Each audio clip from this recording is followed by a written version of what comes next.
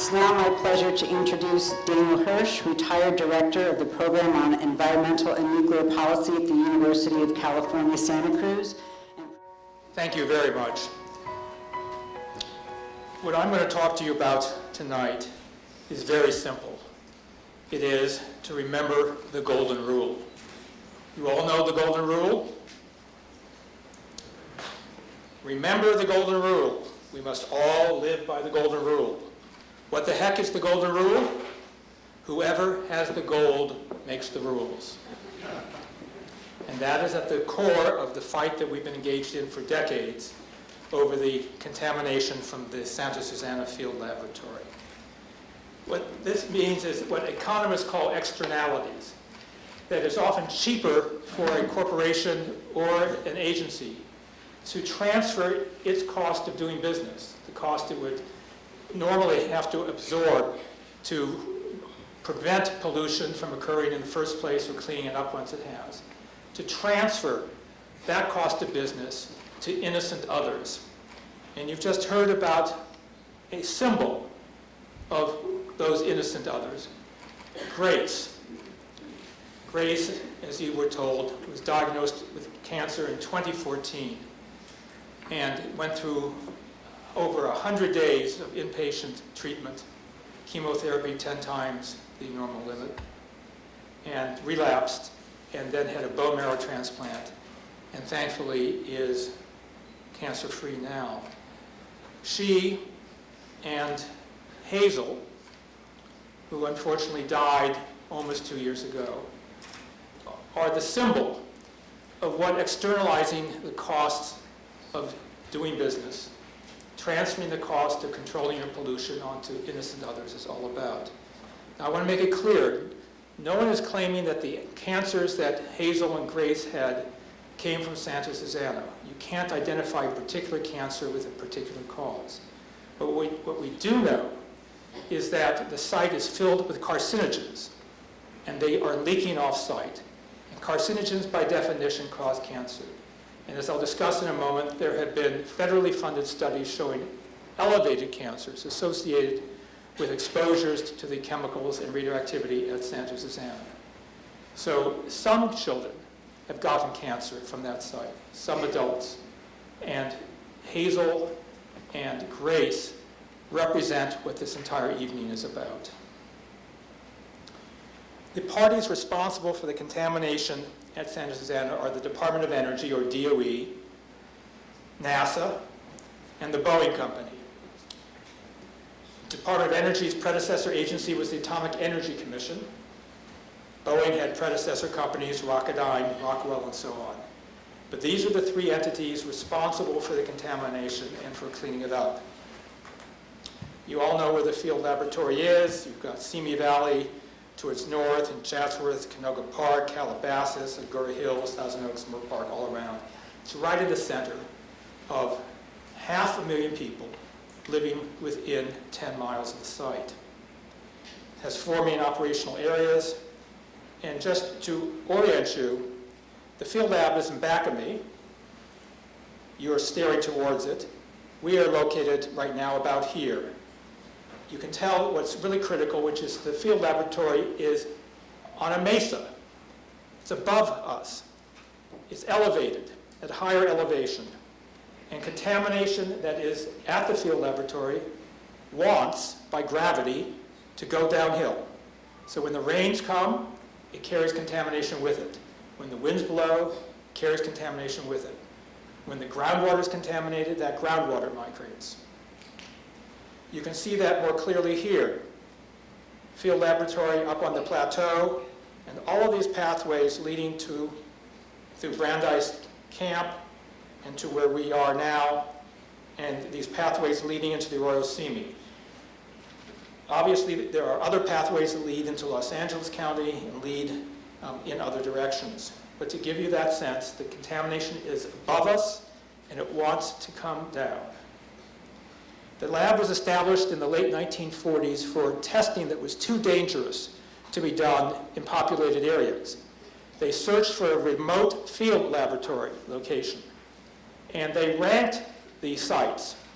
And this particular Santa Susana site was ranked 5th out of 6 because of the meteorology, because the winds could carry the contamination to populated areas, but was chosen anyway because of the short commute time to UCLA, where some of the people working at the site also worked.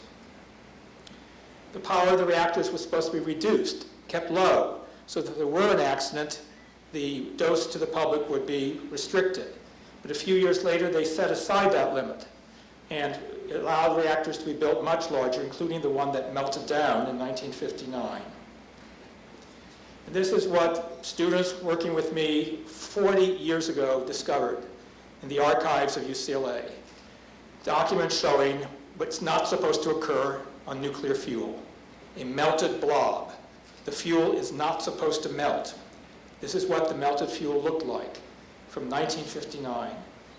It was a reactor that had no containment structure, so the radioactivity that was released could go directly into the environment. We have tonight here Dan Parks, who was a worker at the site and sent in to clean up the reactor after the meltdown.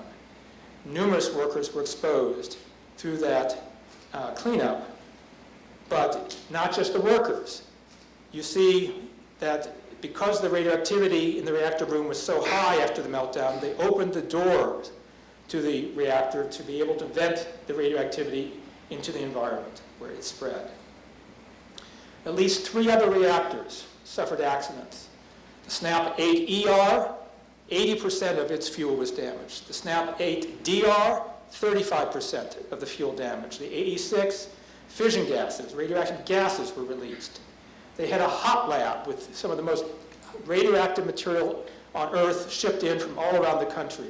And there were radioactive fires in that hot lab. They had a facility for fabricating plutonium fuel. Plutonium is probably the most dangerous material on Earth. 1 millionth of an ounce will cause cancer if inhaled, with a virtual 100% statistical certainty. They used huge amounts of plutonium at the site. They had numerous other spills and releases. Here you can see just the nuclear area. Right here is where the meltdown occurred in '59. Here's the radioactive materials handling facility where there were radioactive leaks. Here's where the SNAP-8ER had its accident in 1964. Here is where the SNAP-DR had its accident in '69. Here's where the sodium burn pit was, where they illegally burned radioactive and chemical waste in the open air, and then dumped the contaminated water over the hill into Brandeis Camp. Here's where the AE6 reactor was that had the radioactive gas releases. Here's where the plutonium building was, and here is where the hot lab, which had those radioactive fires. In addition to the nuclear work, there were over 30,000 rocket and missile tests, partially for missiles to use with nuclear warheads, some for NASA. Of those rocket tests, many were with exotic rocket fuels, very toxic chemicals. And they would, for example, simply flush out the rocket test engines after testing them with TCE, a very toxic solvent. And they let that, about 1 million gallons of that, just onto the ground where it would percolate into the soil and the groundwater.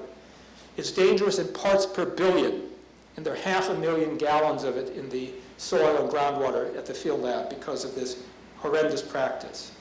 They also use tons of perchlorate, a solid rocket fuel, which disrupts the thyroid gland, can cause birth defects in the offspring, particularly dangerous for pregnant women and their fetus. A study funded by the state, conducted by Dr. Ali Tabidian, found that the perchlorate had apparently migrated off-site and into the Arroyo Simi. And we're going to just be using that because we're only a few hundred yards away from it as an example of how the contamination can affect people. Dr. Tabidian predicted that they would find perchlorate in the water wells along the Arroyo Simi because the perchlorate would have infiltrated into the groundwater from the arroyo, from the material coming off of the Santa Susana facility. Again, perchlorate's maximum allowable concentration in water is in parts per billion. They had a history of improper disposal of hazardous and radioactive materials. They illegally burned them in the Area 4 burn pit. They were cited for unpermitted burning of hazardous materials in Area 1. 2 workers were killed in the mid-1990s, illegally blowing up hazardous materials on site. In the burn pits, to get the materials to burn, they would shoot at barrels of radioactive or toxic materials and get them to ignite. Once they would start burning, you would have huge plumes of smoke, toxic smoke, that would go far beyond the site, but also fall out throughout the area. The chemicals that were in that smoke would deposit as particles on the ground and in the surface water. The radionuclides, there is cesium-137, strontium-90, plutonium-239, tritium, and other radioactive materials. In 2012, the EPA found radiation in hundreds of samples at Santa Susana, in places sometimes over 1,000 times background. The National Academy of Sciences has repeatedly concluded there's no safe level of radiation. Every bit of radiation increases your risk. The larger the amount of radiation, the larger the risk. There's a witch's brew of chemicals at the site. TCE, perchlorate, dioxins, heavy metals, PCBs. These have contaminated wide areas and have been found to have migrated off-site as well. So here just are a few of the radionuclides and some of the health effects from them, some of the chemicals like the dioxins, PCBs, perchlorate, and some of their health effects. This is very, very dangerous stuff. It causes cancer, neurological diseases, developmental diseases, miscarriages. About any health problem you can think of, these toxic materials and radioactive materials can contribute to. A study funded by the federal government, found off-site soil contamination around the facility. The material doesn't stay on that plateau, but it moves. Similarly, wells and springs have been contaminated. And when it rains, the rain picks up the contaminants and carries the contaminants off-site in stormwater. And there have been hundreds of violations of the pollution discharge limits at these different outfalls that I'm showing you. These numbers are the number of violations as of just some years ago from these outfalls where the surface contamination leaves the site and migrates off-site. Here you can see in blue some of the drainage channels from the site. These head towards the Arroyo Simi that we were just discussing. Others go down Dayton Canyon, where immense quantities of perchlorate were found in Dayton Creek. Others go down Bell Canyon, Bell Creek, into Los Angeles County. Because of those pathways, Dr. Bidian had predicted that there might be perchlorate found in wells in Simi Valley, and that it would congregate around the Arroyo Simi.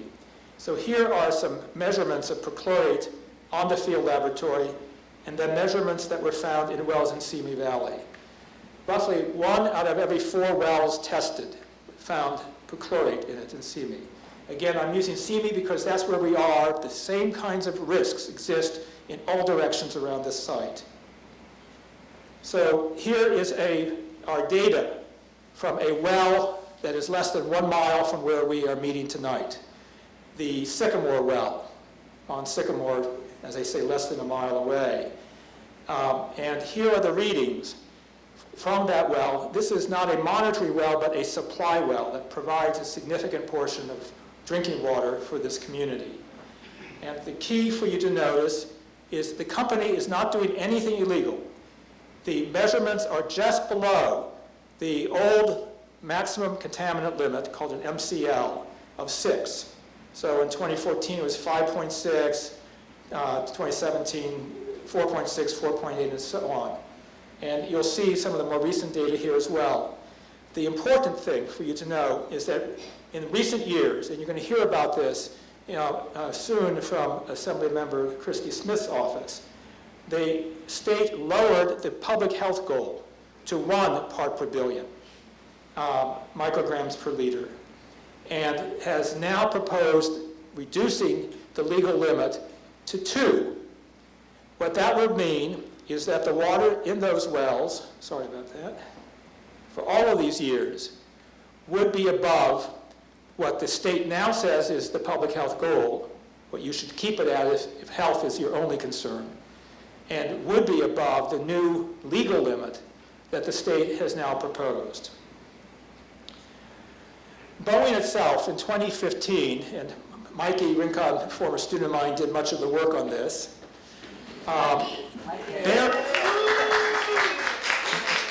buried in thousands of pages of documents submitted to the state were Boeing's own estimates of the risk from the contaminants at the site.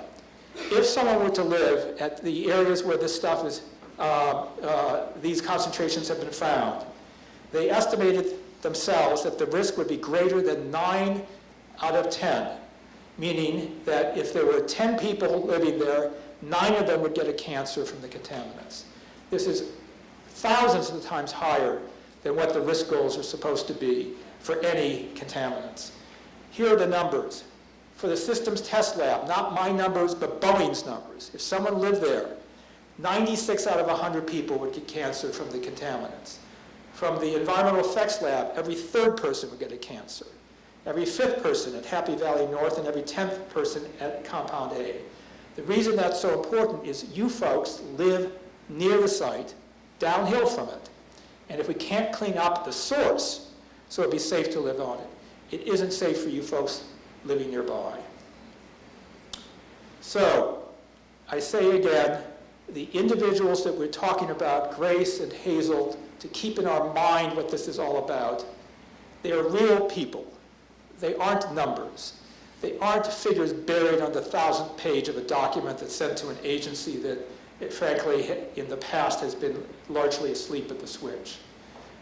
They are real people at the end of these decisions. The numbers are real.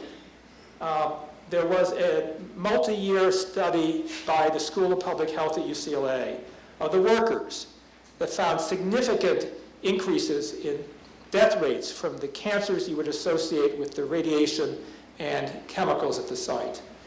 This study helped get compensation for some of the survivors, as though there is any way that money could compensate for the health loss or the death.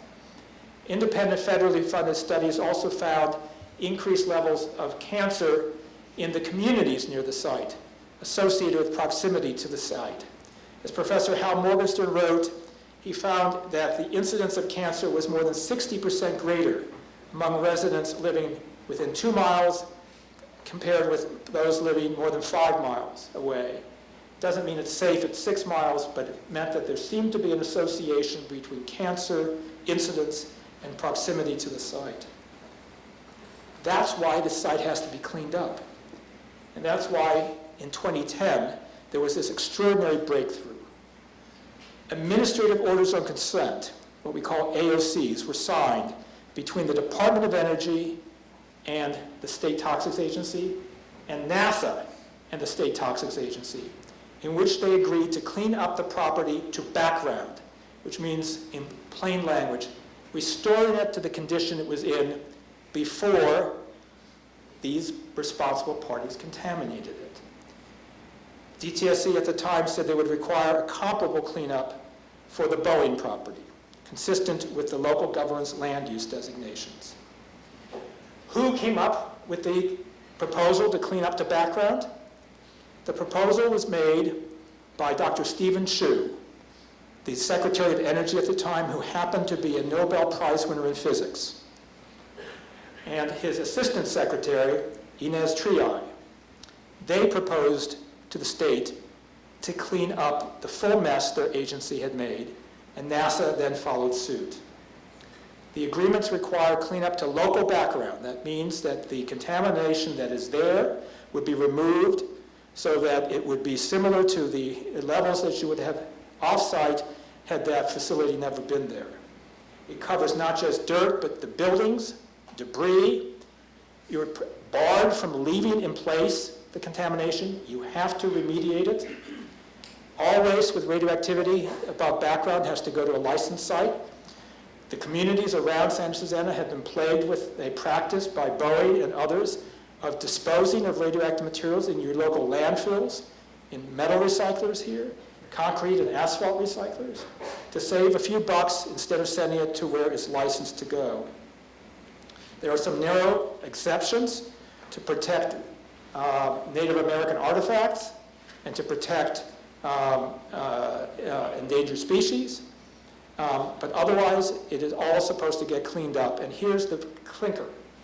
Cleanup was required under these agreements, 2 that were signed by DOE and NASA, 1 signed in 2007 by Boeing.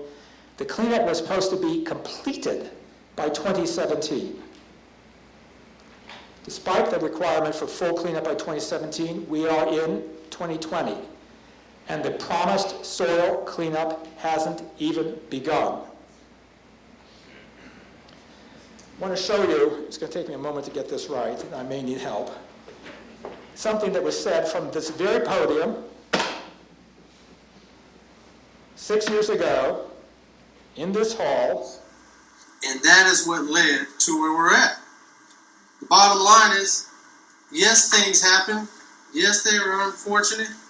And we've made a commitment to clean it up. That's what all this is for, to meet the administrative order on consent, to meet the EIS. And at the end of the day, because it's the right thing to do. The right thing of how we get to a full and complete cleanup. Is DOE committed to the AOC? Yes. From this podium, in this hall, the project manager for DOE telling you they had committed to cleaning it all up because it was the right thing to do, and they were committed to fulfilling the administrative order on consent. So what's happened now? In November of 2018, that same agency, the Department of Energy, issued a final environmental impact statement proposing to leave, do you have your seatbelts on? As much as 98% of the contamination not cleaned up. That little blue sliver is the amount that they are proposing to clean up. The red is what they're proposing to leave behind. This is what they say a promise to clean up, and this is what they're now proposing to clean up. 98% of the contaminated soil would not be cleaned up under what DOE is proposing. The contamination levels that they're proposing to leave on site are 1,000 times higher, 710,000 times higher, 153,000 times higher. The concentration that they would still not clean up compared to what they had promised to clean up. These are extraordinary breaches of promises. And as you can see here, hugely higher concentrations than what they had promised. Again, as much as 710,000 times higher concentrations. Now, let's be clear. The Department of Energy admits that this would violate the legally binding agreement on administrative order of consent that they signed in 2010 with the State Toxics Agency. Is it just DOE? No. NASA has just issued a draft supplemental environmental impact statement that violates its cleanup agreement. They say that they've done this because they've discovered that there is 75% more contaminated soil on the property than they'd realized before. Now, you're all experts in logic. If there's more contamination, what is it that your response should be? You clean up more. But NASA has used the fact that there's more contamination than they thought before to now propose to clean up far less than they had promised. This is a NASA map of their area. The area is this one here, and it extends to here. That purple is what they say is contaminated and that they had promised to clean up under the legally binding agreement. What are they now proposing to clean up? Look at these again. That's what's contaminated. That's what they're proposing to clean up. Contaminated, leaving almost all of it behind. Boeing has long promised to clean the site up to residential standards, as defined in the 2007 agreement that they have with the Toxic Agency.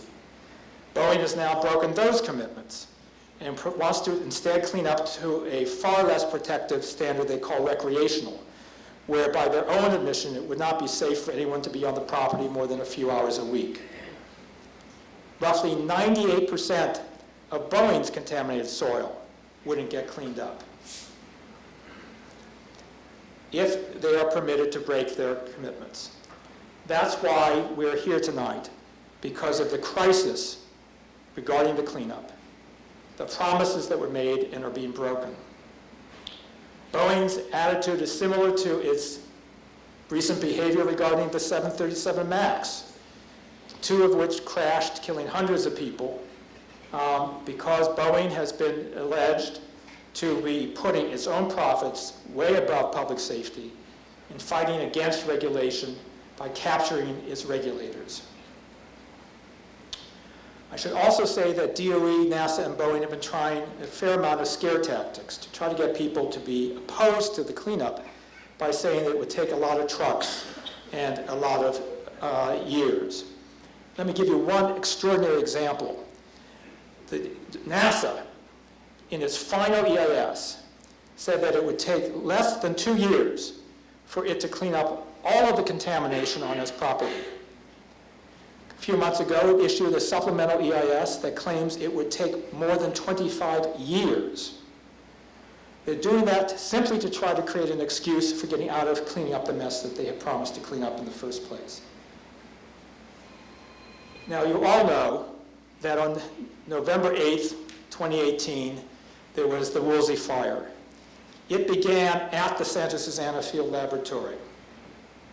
If the contamination had been cleaned up by 2017, as they had promised and they were legally bound to have fulfilled, no one would have had to worry that the fire could have released radioactive or chemical contamination and carried it off-site. But it wasn't cleaned up. The fire did begin. The fire began, as you can see here, in the middle of the field laboratory. This is where the fire started. This is where the meltdown occurred in '59, the partial meltdown. And this is where the Chatsworth station for Southern Cal Edison is located. This is an electrical substation that had been built in part to service the reactor that melted in '59. There was a fault on it 2 minutes before the fire was reported, and the fire then, as you know, burned 80% of the field lab. Now, you can't burn contaminated vegetation growing in contaminated soil without some of that getting released. The fire tragically went far beyond the field lab and burned all the way to the ocean. It turns out that NASA had torn down a fire station that was right within a few hundred yards of where the fire began. It had multiple modern fire engines. They tore down 11 large water tanks with 2 million gallons of water. And they replaced the modern fire station, modern truck engine, with this very old single engine stationed at the entrance. It broke down before it could get to the fire. And there's a very serious question whether the WOOLSEY fire would have ever spread beyond a fraction of an acre had Boeing and NASA not torn down those water tanks, the fire hydrants, the fire station, and had maintained the fire engine. After the fire, there were 57 exceedances of legal limits of pollution in the stormwater leaving the site. Copper, iron, lead, selenium, cyanide, dioxins, gross alpha radiation, and so on. Some of the exceedances were 327 times the limit, 23 times the limit. The gross alpha radioactivity, for example, was 4 times the legal limit. Dioxins way over the legal limit, lead, and so on. Although exceedances of pollution limits increased markedly after the fire, SSFL contamination has migrated off-site for years. There were approximately 350 exceedances in the 10 or so years before the fire. And the fundamental point is that though that migration will continue to occur as long as the source is contaminated, unless the promises that were made are kept, people living in the area around will be at continued risk. So, last point. It's the same point I began with. There are 2 alternative versions of the golden rule. We must choose by which one we are going to live. One of those versions protects those who have the gold. The other version protects the Graces and the Hazels of this world. May we choose well.